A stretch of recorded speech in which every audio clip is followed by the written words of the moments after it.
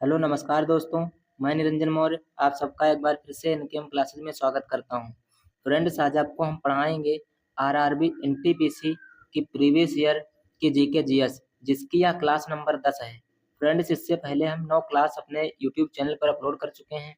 अगर आपने वह वीडियो नहीं देखी है तो आप लोग जाकर वह वीडियो सभी देख लें, क्योंकि यहाँ से आपकी जो है जीके जीएस बहुत ही डिटेल तरीके से कराई जा रही है और परीक्षा में जितने भी क्वेश्चन आएंगे आपके जो है सही होने की संभावना बहुत ज़्यादा हो जाएगी, क्योंकि यहाँ पर जो जीके जीएस हम कराते हैं यूट्यूब की सबसे बेस्ट तरीके से जीके जीएस पढ़ाते हैं, क्योंकि ये क्वेश्चन कराते हैं उससे रिलेटेड जितने भी एक्स्ट्रा फैक्ट बन सकते हैं उन सब को बहुत अच्छे तरीके से डिस्कस किया जाता है।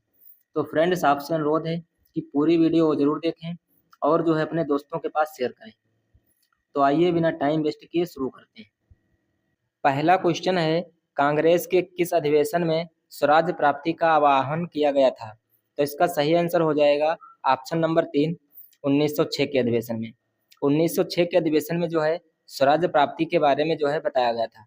अब इस क्वेश्चन के साथ में हम कांग्रेस के प्रमुख अधिवेशन को डिस्कस करेंगे। तो आइए एक एक करके देखते हैं। अगर आपसे पूछ ले कि कांग्रेस की स्थापना कब हुई थी, तो इसकी स्थापना हुई थी 28 दिसंबर 1885 को। कब हुई थी? 28 दिसंबर 1885 को। अगर आपसे पूछ ले कि इसके संस्थापक कौन हैं, तो इसके संस्थापक हैं एओ ह्यूम। कौन है? एओ ह्यूम। अगर आपसे पूछ ले कि इसकी स्थापना कहाँ पर हुई थी, तो इसकी स्थापना हुई थी मुंबई गोकुलदास तेजपाल संस्कृत विद्यालय में। कहाँ पर हुई थी? गोकुलदास तेजपाल संस्कृत विद्यालय में इसकी स्थापना हुई थी, मुंबई में। अगर आपसे पूछ ले कि इसका पूर्व नाम क्या था, तो इसका पूर्व नाम था भारतीय राष्ट्रीय संघ। क्या था? भारतीय राष्ट्रीय संघ। यहीं पर अगर आपसे पूछ ले कि स्थापना के समय इस समय भारत में जो है वायसराय कौन था, तो इसमें वायसराय था लॉर्ड डफरिन। कौन था? Lord Dufferin. अगर पूछ ले इसका कार्यकाल कब से कब तक रहा है, तो इसका कार्यकाल रहा है 1884 से 1888 तक। यहीं पर अगर आपसे पूछ ले कि प्रथम अधिवेशन कब हुआ था, तो प्रथम अधिवेशन हुआ था 1885 में। कब हुआ था? 1885 में। कहाँ पर हुआ था? मुंबई में हुआ था। अगर आपसे पूछ ले कि इसके अध्यक्ष कौन थे, तो इसके अध्यक्ष थे डब्ल्यू.सी. बनर्जी। अगर इसकी फुल फॉर्म पूछ ले तो हो जाएगा व्योमेश चंद्र बनर्जी। कौन थे? व्योमेश चंद्र बनर्जी। यहीं पर अगर आपसे पूछ ले कि उसके महासचिव कौन थे, तो उसके महासचिव थे एओ ह्यूम। कौन थे? एओ ह्यूम। उस समय जब हुआ था प्रथम अधिवेशन, तो कुल 72 प्रतिनिधियों ने भाग लिया था। कितने लोगों ने? कुल जो है 72 लोगों ने पहली बार भाग लिया था। अगर आपसे पूछ ले कि दूसरा अधिवेशन कब हुआ था, तो दूसरा अधिवेशन हुआ था 1986 में। कहाँ पर हुआ था? कलकत्ता में हुआ था। कहाँ पर? कलकत्ता में। आग अगर आपसे पूछ ले कि इसके अध्यक्ष कौन थे दूसरे अधिवेशन के, तो इसके अध्यक्ष थे दादा भाई नौरोजी। कौन थे? दादा भाई नौरोजी इसके अध्यक्ष थे। यहीं पर अगर आपसे पूछ ले कि तीसरा अधिवेशन कब हुआ था, तो तीसरा हुआ था 1877 में। कब हुआ था? 1887 में हुआ था। कब हुआ था? 1887 में। कहाँ पर हुआ था? मद्रास में हुआ था, मद्रास में। अगर आपसे पूछ ले कि इसके अध्यक्ष कौन थे, तो इसके अध्यक्ष थे बदरुद्दीन तैयब जी। कौन थे? बदरुद्दीन तैयब जी। यहीं पर आपसे पूछता है कि प्रथम मुस्लिम अध्यक्ष कौन थे, तो यही तुम्हारे प्रथम जो है मुस्लिम अध्यक्ष भी थे। अगर आपसे पूछ ले कि चौथा अधिवेशन कब हुआ था, तो हुआ था 1888 में। कहाँ पर हुआ था? इलाहाबाद में हुआ था। कहाँ पर? इलाहाबाद में। यहीं पर अगर आपसे पूछ ले कि इसके अध्यक्ष कौन थे, तो इसके अध्यक्ष थे जॉर्ज यूले। कौन थे? George Yule. यह जो है प्रथम जो है तुम्हारे अध्यक्ष भी थे, प्रथम अंग्रेज अध्यक्ष थे, ये भी याद रखना। अगर आपसे पूछ ले कि 1896 का कोलकाता अधिवेशन जो है इसके अध्यक्ष कौन थे, तो इसके अध्यक्ष थे रहमतुल्लाह सयानी। कौन थे? रहमतुल्लाह सयानी। यहीं पर जो है पहली बार वंदे मातरम गाया गया था। कई बार क्वेश्चन पूछा जा चुका है, पहली बार जो है वंदे मातरम किस अधिवेशन में गाया गया था? यह तुम्हारा गाया गया था 1896 के कलकत्ता अधिवेशन में। कहाँ पर? 1896 के कलकत्ता अधिवेशन में। उसके बाद एक अधिवेशन होता है 1906 का। कौन होता है? 1906 का। ये भी तुम्हारा अधिवेशन होता है कोलकाता में। कहाँ पर होता है? कोलकाता में। इसके अध्यक्ष होते हैं दादा भाई नौरोजी। कौन होते हैं? दादा भाई नौरोजी इसके अध्यक्ष होते हैं। यहाँ पर जो है स्वराज शब्द का पहली बार प्रयोग किया गया था। अगर आपसे पूछ ले कि स्वराज शब्द का पहली बार प्रयोग किसने किया था, तो यह किया था बाल गंगाधर तिलक ने। किसने किया था? बाल गंगाधर तिलक ने। उसके बाद में 1911 का एक कोलकाता अधिवेशन होता है। उसके अध्यक्ष होते हैं पंडित शिव नारायण धर। कौन होते हैं? पंडित शिव नारायण धर। यहाँ पर जो है पहली बार जनगण मन जो है गाया गया था। ये भी क्वेश्चन पहले कई बार पूछा जा चुका है कि पहली बार जो है जनगण मन किस अधिवेशन में गाया गया था, तो आपको याद रखना है 1911 के कोलकाता अधिवेशन में। नेक्स्ट क्वेश्चन है, जीएसटी किस तरह का कर है? तो इसका सही आंसर हो जाएगा ऑप्शन नंबर 1 अप्रत्यक्ष कर। कौन सा कर है? अप्रत्यक्ष कर। इनडायरेक्ट टैक्स कौन सा है? Indirect tax. यह तुम्हारा जो जीएसटी है। अब इस क्वेश्चन के साथ में हम जीएसटी का निपटारा करेंगे, तो आइए एक एक करके देखते हैं। अगर आपसे पूछ ले जीएसटी की फुल फॉर्म क्या है, तो इसकी फुल फॉर्म है गुड्स एंड सर्विस टैक्स, वस्तु एवं सेवा कर। क्या है? वस्तु एवं सेवा कर। यहीं पर अगर आपसे पूछ ले कि विश्व में सबसे पहले जीएसटी जो है कहाँ लागू हुआ था, तो तुम्हारी फ्रांस में लागू हुआ था। अगर पूछ ले कब लागू हुआ था, तो 1954 में। कब? 1954 में। अगर आपसे पूछ ले कि भारत में जीएसटी जो है कब लागू हुई थी, तो लागू हुई थी 1 जुलाई 2017 को। कब? 1 जुलाई 2017 को। भारत में जीएसटी लागू करने वाला पहला राज्य अगर आपसे पूछ ले तो तुम्हारा हो जाएगा असम। कौन हो जाएगा? असम। अगर आपसे पूछ ले कि भारत में जीएसटी लागू करने के लिए किस समिति ने सुझाव दिया था, तो इसका सुझाव दिया था विजय केलकर समिति ने। किसने दिया था? विजय केलकर समिति ने। अगर आपसे पूछ ले कि जीएसटी से संबंधित अनुच्छेद कौन सा है, तो तुम्हारा हो जाएगा 279A। कौन सा हो जाएगा? 279A। अगर आपसे पूछ ले कि जीएसटी से संबंधित कौन सा विधेयक है, तो तुम्हारा हो जाएगा 122वां संविधान संशोधन विधेयक। कौन सा विधेयक? 122वां संविधान संशोधन विधेयक। अगर आपसे पूछ ले कि किस एक्ट के तहत जीएसटी जोड़ा गया था, तो तुम्हारा था 101 एक्ट के तहत। किसके तहत? 101 एक्ट के तहत। अगर आपसे पूछ ले जीएसटी विधेयक पारित करने वाला पहला राज्य कौन सा है, तो तुम्हारा तेलंगाना है। कौन सा है? तेलंगाना। फ्रेंड्स, यह जो क्वेश्चन करा रहे हैं यूट्यूब इतिहास का पढ़ाने का सबसे बेस्ट तरीका है, तो आप पूरी वीडियो जरूर देखें, क्योंकि एक क्वेश्चन के साथ में उससे जितने एक्स्ट्रा फैक्ट होते हैं उन सबका निपटारा हम कर देते हैं, तो आपकी परीक्षा में प्रश्न यहाँ से जो है गलत होने के चांस खत्म हो जाते हैं। नेक्स्ट क्वेश्चन है, चिश्ती सिलसिला के सबसे महत्वपूर्ण शिक्षकों में से एक शेख निजामुद्दीन चिश्ती की दरगाह कहाँ पर स्थित है? तो इसका सही आंसर हो जाएगा ऑप्शन नंबर 4 अजमेर। कहाँ पर स्थित है? अजमेर में। नेक्स्ट क्वेश्चन है, नेत्र लेंस की अत्यधिक वक्रता या टेढ़ापन होने का क्या कारण बन सकता है? तो इसका सही आंसर हो जाएगा ऑप्शन नंबर 2 निकट दृष्टि दोष। कौन सा दोष? निकट दृष्टि दोष। अब इस क्वेश्चन के साथ में हम मानव नेत्र के कुछ महत्वपूर्ण बिंदु को डिस्कस करेंगे, जो आपकी परीक्षा की दृष्टि से बहुत ही महत्वपूर्ण है। तो आइए एक एक करके देखते हैं। अगर आपसे पूछ ले मानव नेत्र में जो कार्निया होता है इसका क्या कार्य होता है, तो कार्निया जो होता है यहाँ से प्रकाश जो है नेत्र में प्रवेश करता है। आपसे क्वेश्चन जो है पूछ सकता है कि मानव नेत्र में जो है प्रकाश कहाँ से प्रवेश करता है, तो आपको बताना है कार्निया से। कहाँ से? कार्निया से। यहीं पर अगर आपसे पूछ ले कि जो रेटिना होता है इसका क्या कार्य होता है, तो जो रेटिना होता है यहाँ पर उल्टा और वास्तविक प्रतिबिंब बनता है। आपसे क्वेश्चन पूछ सकता है कि मानव नेत्र में उल्टा और वास्तविक प्रतिबिंब जो है कहाँ पर बनता है, तो रेटिना पर बनता है। कहाँ पर बनता है? रेटिना पर। अगर आपसे पूछ ले कि प्रकाश की मात्रा को कौन नियंत्रित करता है, तो इसको नियंत्रित करता है आइरिस या फिर परितारिका। कौन? आइरिस या फिर परितारिका। अगर आपसे पूछ ले कि मानव नेत्र का निकट बिंदु कितना होता है, तो तुम्हारा होता है 25 सेंटीमीटर। कितना होता है? 25 सेंटीमीटर। अगर आपसे पूछ ले कि दूर बिंदु कितना होता है, तो तुम्हारा अनंत। यानी मानव नेत्र जो है यह अनंत तक स्पष्ट देख सकता है, और कम से कम जो है स्पष्ट देखने के लिए आंख से जो है 25 सेंटीमीटर की दूरी जो है होना आवश्यक है। अगर आपसे पूछ ले कि जो निकट दृष्टि दोष होता है, जिसको इंग्लिश में मायोपिया कहते हैं, इसके लिए कौन से लेंस का प्रयोग किया जाता है, तो इसको ठीक करने के लिए अवतल लेंस का प्रयोग किया जाता है। किसका? अवतल लेंस का। अगर आपसे पूछ ले कि दूर दृष्टि दोष को ठीक करने के लिए, या फिर इसी को कहते हैं हाइपरमेट्रोपिया, इंग्लिश में क्या कहते हैं? हाइपरमेट्रोपिया, इसको ठीक करने के लिए कौन से लेंस का प्रयोग किया जाता है, तो इसको ठीक करने के लिए उत्तल लेंस का प्रयोग किया जाता है। किसका? उत्तल लेंस का। अगर आपसे पूछ ले कि जरा दृष्टि दोष जो है इसको ठीक करने के लिए कौन से लेंस का प्रयोग किया जाता है, तो इसको ठीक किया जाता है बायोफोकल लेंस का। कौन से लेंस का? बायोफोकल लेंस का। इसी को इंग्लिश में कहते हैं प्रेसबायोपिया। अगर आपसे पूछ ले कि बायोफोकल लेंस की खोज किसने की थी, तो इसकी खोज की थी बेंजामिन फ्रैंकलिन ने। किसने की थी? Benjamin Franklin. याद रखना, बेंजामिन फ्रैंकलिन ने जो है बायोफोकल लेंस की खोज की थी। अगर आपसे पूछ ले यह जो है वर्णांधता, कलर ब्लाइंडनेस, यह जो है एक जन्मजात बीमारी होती है, ठीक है, और इसका कोई इलाज नहीं होता है। यह भी याद रखना, क्वेश्चन कई बार पूछा जा सकता है कि वर्णांधता जो है किस प्रकार की बीमारी होती है।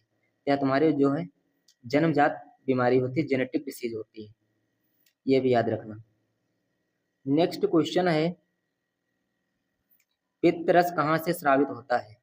तो इसका सही आंसर हो जाएगा ऑप्शन नंबर 2, लीवर। कहाँ से स्रावित होता है? लीवर से। अब इस क्वेश्चन के साथ में हम जो है लीवर से कुछ महत्वपूर्ण पॉइंट को डिस्कस करेंगे जो आपकी परीक्षा के लिए बहुत ही महत्वपूर्ण है। अगर आपसे पूछ ले लीवर, इसी को कहते हैं यकृत। क्या कहते हैं? यकृत। या इसी को जिगर भी कहते हैं। क्या कहते हैं? जिगर। ये भी याद रखना, इसको इसी को जिगर भी कहते हैं। यह जो यकृत होता है, यह मानव शरीर की सबसे बड़ी आंतरिक ग्रंथि भी होती है। क्वेश्चन कई बार पूछा जा चुका है कि मानव शरीर की सबसे बड़ी आंतरिक ग्रंथि कौन सी होती है?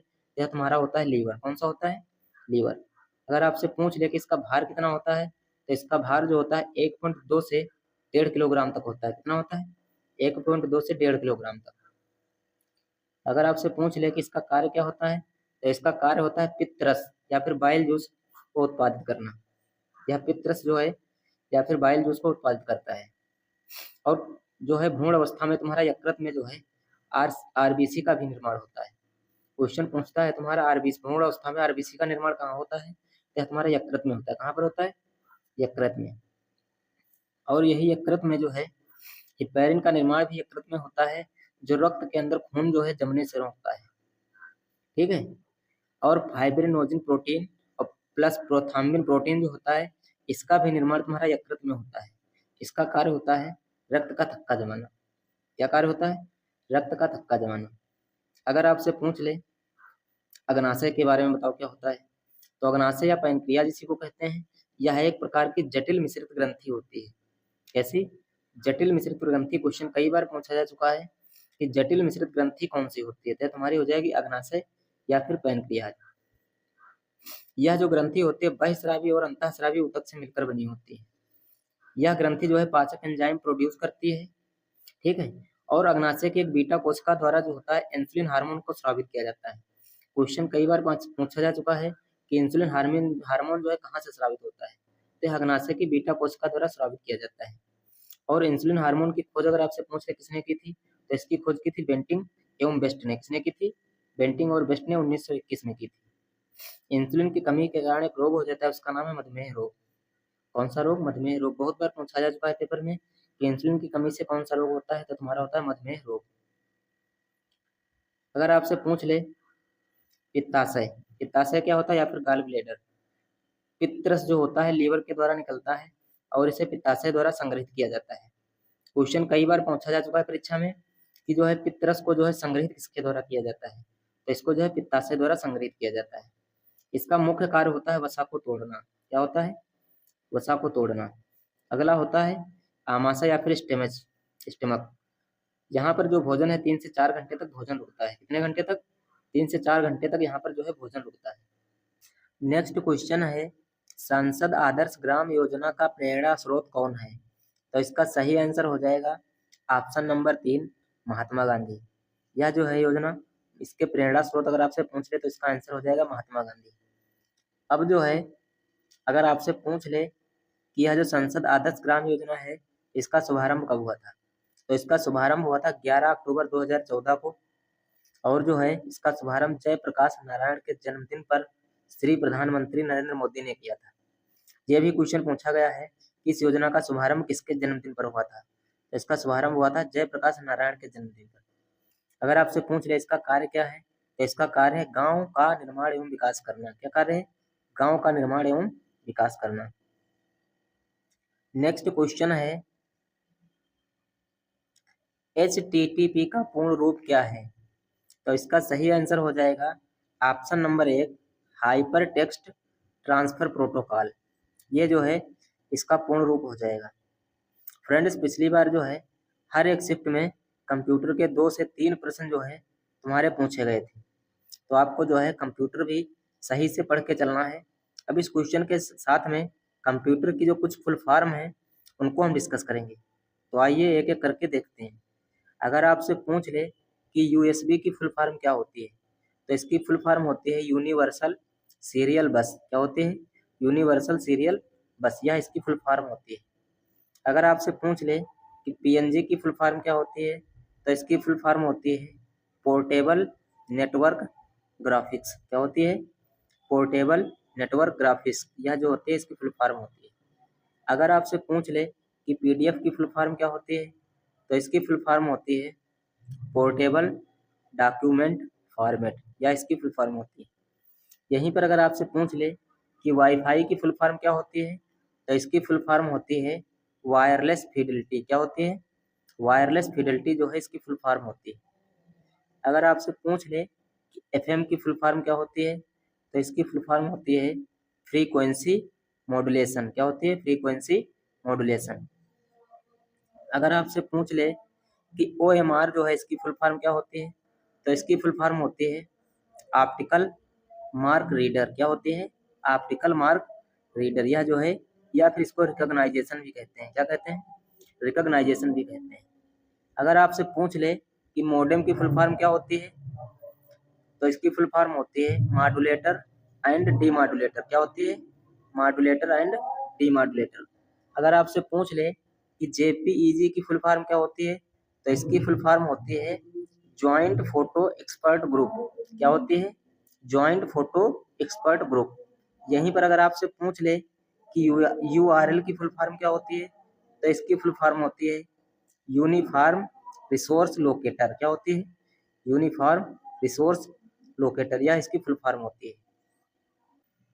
नेक्स्ट क्वेश्चन है, चंद्रयान 2 लॉन्च करने के लिए किस लॉन्च यान का उपयोग किया गया था? तो इसका सही आंसर हो जाएगा option number 1 GSLV MK3 M1। इस रॉकेट का जो है चंद्रयान 2 को लॉन्च करने के लिए उपयोग किया गया था। अब इस क्वेश्चन के साथ में भारत के कुछ प्रमुख जो मिशन हैं उन सबको हम डिस्कस करेंगे, ताकि आपकी परीक्षा में कोई भी प्रश्न यहाँ से गलत ना हो पाए। अगर आपसे पूछ ले कि MOM, इसको कहते हैं मार्स ऑर्बिटल मिशन, इसी को कहते हैं मंगलयान मिशन भी इसी को कहते हैं। अगर आपसे पूछ ले कि यह कब लॉन्च हुआ था, तो यह लॉन्च हुआ था 5 नवंबर 2011 को। कब लॉन्च हुआ था? 5 नवंबर 2011 को। यहीं पर अगर आपसे पूछ ले कि इसका रॉकेट जो है किस रॉकेट से लॉन्च हुआ था, तो यह लॉन्च हुआ था PSLV XLC-25 से। इससे PSLV XLC-25 से। और आपको यह भी याद रखना है कि मंगलयान पर पहुंचने वाला भारत जो है चौथा देश है, और प्रथम प्रयास में पहली बार पहुंचने वाला प्रथम देश है। अगर आपसे पूछ ले कि चंद्रयान जो है यह कब लॉन्च हुआ था, तो यह लॉन्च हुआ था 22 अक्टूबर 2008 को। कब लॉन्च हुआ था? 22 अक्टूबर 2008 को। अगर आपसे पूछ ले कि किस रॉकेट से लॉन्च हुआ था, तो यह लॉन्च हुआ था PSLV C11 से। किससे? PSLV C11 से। अगर आपसे पूछ ले कि PSLV की फुल फॉर्म क्या है, तो इसकी फुल फॉर्म है पोलर सैटेलाइट लॉन्च व्हीकल, ये इसकी फुल फॉर्म हो जाएगी। अगर आपसे पूछ ले कि चंद्रयान 2 जो है यह कब लॉन्च हुआ था, तो यह लॉन्च हुआ था 22 जुलाई 2019 को। कब लॉन्च हुआ था? 22 जुलाई 2019 को। अगर आपसे पूछ ले कि किस रॉकेट से लॉन्च हुआ था, तो उसका नाम था GSLV MK3। इसी को कहते हैं बाहुबली रॉकेट। क्या कहते हैं? इसी को बाहुबली रॉकेट भी कहते हैं। अगर आपसे पूछ ले कि GSLV की फुल फॉर्म क्या है, तो इसकी फुल फॉर्म है जियो सिंक्रोनस सैटेलाइट लॉन्च व्हीकल, ये इसकी फुल फॉर्म हो जाएगी। और यह जो है तुम्हारा फेल हो गया था, क्योंकि लास्ट के जो 15 सेकंड थे, 15 सेकंड इसी में जो है यह फेल हो गया था तुम्हारा। अगर आपसे पूछ ले कि चंद्रयान 3 जो है यह कब लॉन्च हुआ था, तो लॉन्च हुआ था 14 जुलाई 2023 को। कब लॉन्च हुआ था?